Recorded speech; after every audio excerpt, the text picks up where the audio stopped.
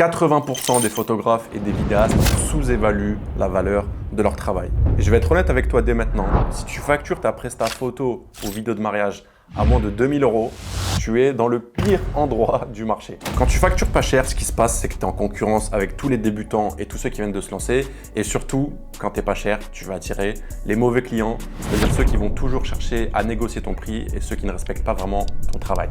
Ça dépend de chaque client, mais de manière générale, c'est comme ça que ça se passe. Dans cette vidéo, je vais t'expliquer pourquoi tu dois absolument augmenter ton tarif dès maintenant pour le bien de ton activité. Parce que si tu n'augmentes pas ton tarif et que tu restes à moins de 2000 € pour ta presta photo ou vidéo de mariage, ton activité est en danger.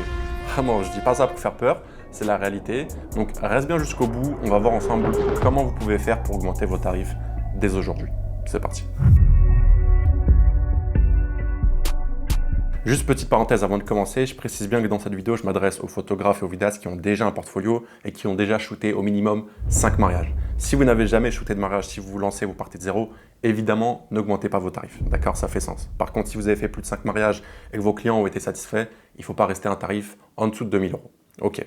Maintenant que ça c'est compris, il faut comprendre qu'en général, les photographes et les vidéastes qui facturent pas cher, ils pensent que ça va leur permettre d'attirer plus de clients et donc de générer plus d'argent.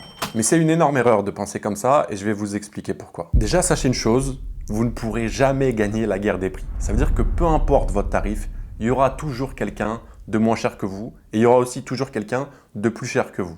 D'accord? Il y a des photographes et des vidéastes qui travaillent pour 200, 300 € pour toute une journée de mariage et il y a des photographes et des vidéastes qui facturent plus de 30 000 € leurs prestations. Mais si vous avez un tarif bas, c'est-à-dire moins de 2000 € pour votre presta photo ou vidéo de mariage, ce qui va se passer, c'est que vous allez être en concurrence avec tous les débutants et tous ceux qui viennent de se lancer sur le marché. Sachez que le marché du mariage est saturé pour ceux qui ne facturent pas cher. Pourquoi je dis ça? Parce que chaque année, en fait, il y a plein de photographes et de vidéastes qui se lancent dans les mariages et qui ont des tarifs entre 500 € et 1500 €. Donc si toi, tu es dans cette fourchette de prix-là, tu vas être en concurrence avec tous ceux qui viennent de se lancer et avec tous ceux qui shootent des mariages en parallèle de leur CDI. Et il y aura toujours quelqu'un qui sera prêt à filmer un mariage pour 500 € parce qu'il a envie de payer ses vacances ou parce que c'est une activité secondaire pour lui. Maintenant, si toi, tu as l'ambition de vivre de ta passion et de vivre de la photo ou de la vidéo à temps plein, est-ce que tu as vraiment envie de te retrouver en concurrence avec ce type de personnes-là qui facturent pas cher et qui voient ça comme un hobby? Bien sûr que non, tu n'as pas envie de te retrouver en concurrence avec ce type de personnes. Donc pour éviter ça, tu dois absolument augmenter tes tarifs. Maintenant, il y a une deuxième chose, je l'ai déjà dit plein de fois sur cette chaîne, mais je vais le répéter. Quand tu as des tarifs bas, tu attires la mauvaise clientèle. Il faut bien comprendre que plus ton tarif sera bas, plus on va chercher à te négocier. Un client qui paye pas cher, en général, c'est un client qui n'a pas énormément de respect pour ton travail. Si ton tarif, c'est genre 1200 € pour ta presta photo ou vidéo de mariage où tu restes genre des préparatifs jusqu'au soir, en fait, tu vas attirer des clients qui vont te prendre juste parce que tu n'es pas cher. C'est-à-dire qu'ils s'en foutent de ton style et pour eux, en fait, tu es juste un chiffre. Est-ce que tu as envie d'être juste un chiffre? Bien sûr que non, tu n'as pas envie d'être juste un chiffre. Et même au-delà de ça, le prix que tu as fixé pour ta presta photo ou vidéo, ça en dit long de l'estime que tu as de toi-même pour ton travail. C'est-à-dire que si tu as un tarif bas, entre 1000 et 1500 € pour ta presta complète de mariage, photo, vidéo, drone, album, où tu vas rester vraiment des préparatifs jusqu'au soir, en faisant ça, indirectement, tu envoies le signal que tu n'es pas sûr de ton travail. Parce que si tu étais sûr de ton travail à 100%, tu ne facturerais pas aussi peu cher. Parce que vu toute la quantité de travail que ça représente de shooter un mariage, ça vaut plus que 1000 ou 1500 €. Et du coup, le fait d'envoyer ce signal indirectement que tu n'es pas sûr de ton travail en ayant un tarif pas cher, ça va inciter les clients à la négociation.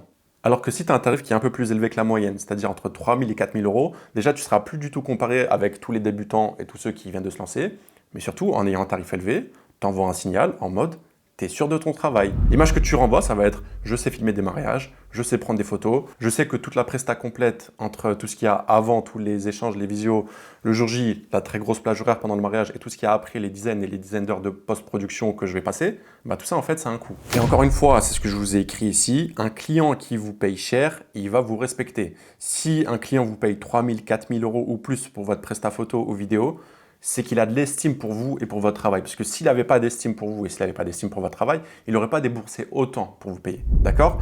Et ça va être tout l'inverse si vous avez un tarif pas cher, c'est-à-dire en dessous de 2000 €. Si vous avez un tarif à genre 1000 ou 1500 €, le client, il va se dire bah en vrai, je ne l'ai pas payé très cher, donc on s'en fout un petit peu de ce prestataire. Je caricature un petit peu, mais c'est pour que vous compreniez vraiment là où je veux en venir. Et du coup, vu que le client qui te paye cher va avoir plus de respect pour ton travail, bah en fait, il va te demander moins de modifications, il va être plus agréable avec toi le jour J, et il va te recommander aussi beaucoup plus facilement. Donc voilà, tout ça pour vous dire, augmentez vos tarifs. Si j'augmente mes tarifs, il n'y a plus personne qui va payer ma prestation. Ah là là, les amis, ça c'est faux. Et la plupart des photographes et des vidéastes ont peur justement d'augmenter leurs tarifs parce qu'ils se disent que s'ils augmentent, ils vont perdre des clients. Mais je vais vous expliquer pourquoi c'est faux. À votre avis, quand un couple se marie, quels vont être les critères de décision au moment où il va falloir choisir le photographe ou le vidéaste? Je vais vous dire ce que ça va être. À 40%, désolé si j'écris mal, ça va être le feeling et la connexion humaine que vous arrivez à créer avec eux. Ok. À 40% encore, ça va être la qualité du portfolio. C'est-à-dire, est-ce que vous avez un beau portfolio? Est-ce que vous savez prendre de belles photos et de belles vidéos? Ça, en général, ce n'est pas un souci. La plupart des photographes et des vidéastes sont très bons techniquement. Et ensuite, à 20% seulement, ça va être le tarif.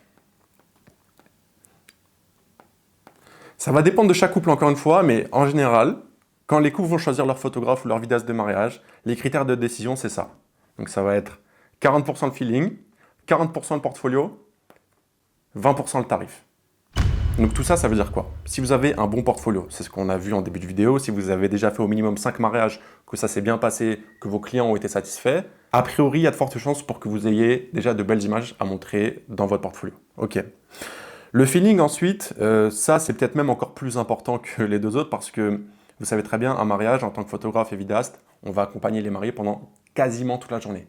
Donc ça veut dire les mariés, ils ont besoin de se sentir en confiance avec vous, ils ont besoin de se sentir rassurés.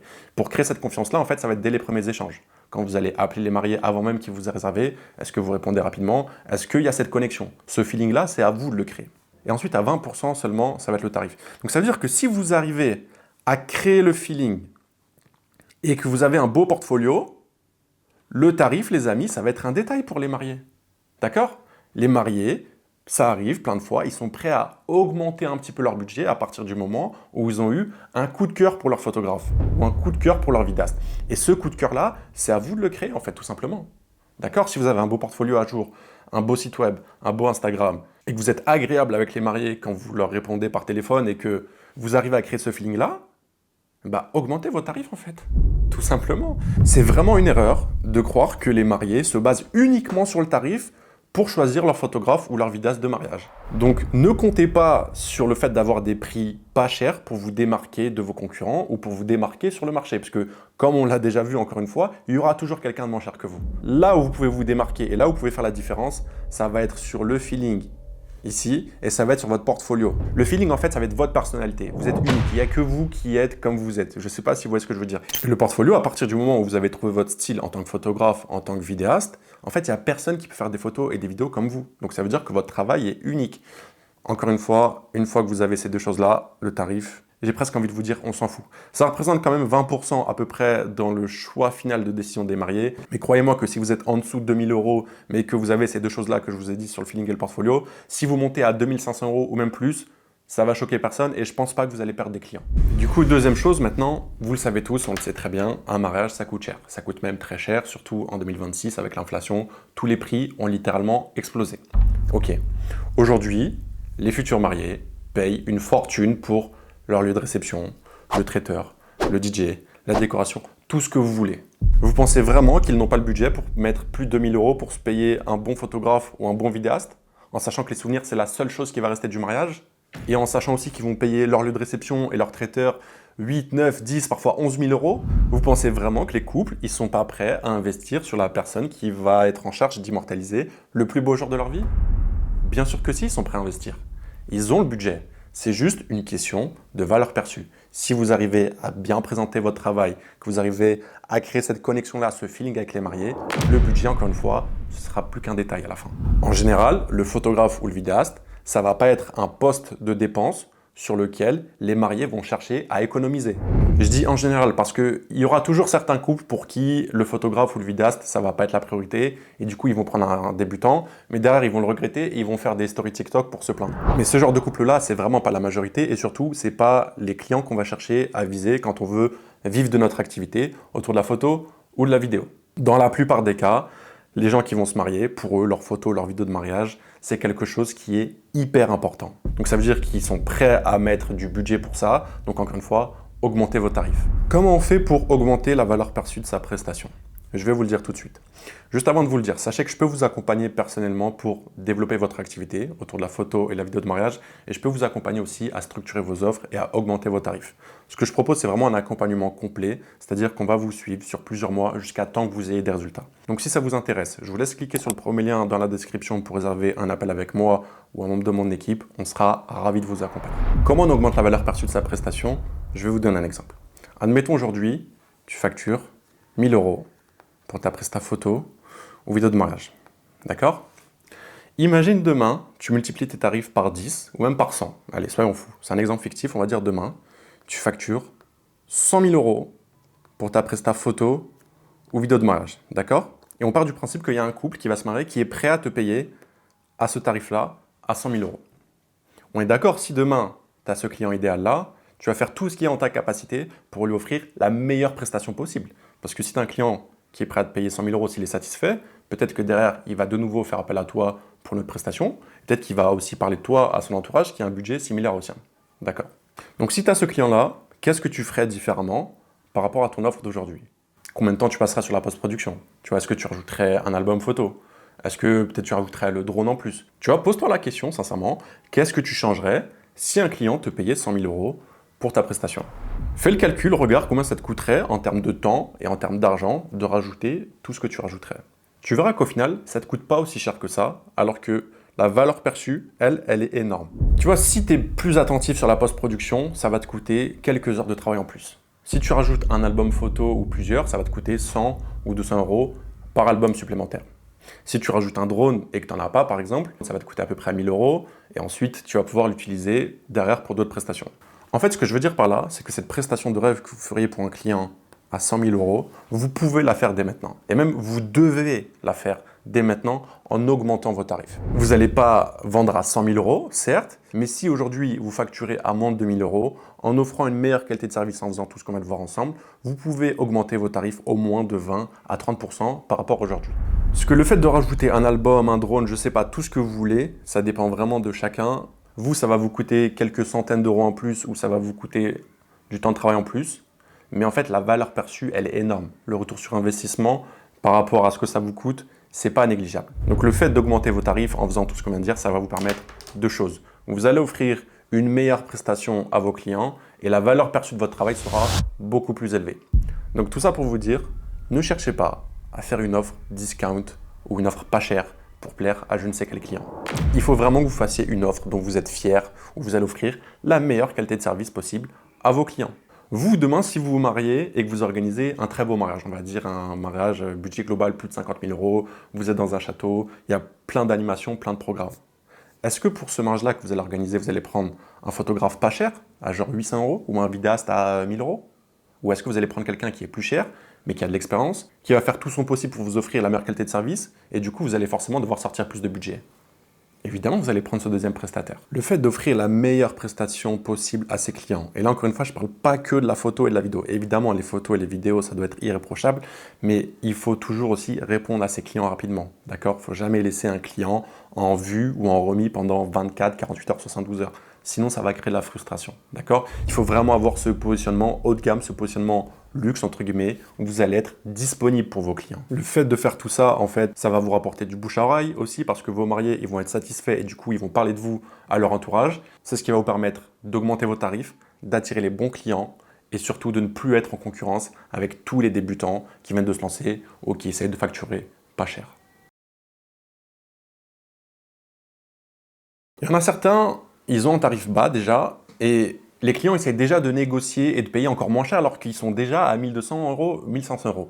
Et du coup, ils pensent que s'ils vont être plus chers, là c'est mort, ils vont perdre tout le monde. Mais en fait, il faut comprendre une chose.